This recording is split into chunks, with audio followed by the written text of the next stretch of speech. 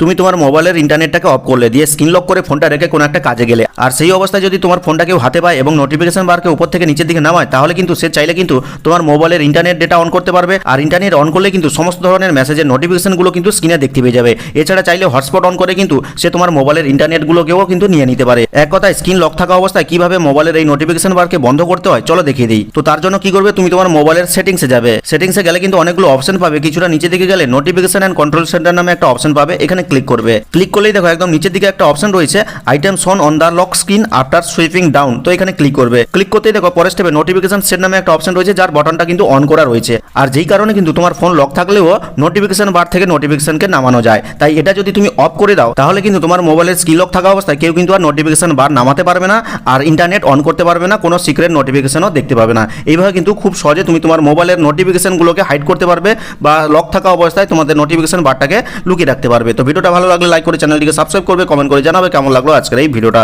তো দেখা হচ্ছে পরবর্তী কোনো এই ধরনের হেল্পফুল ভিডিওর সাথে।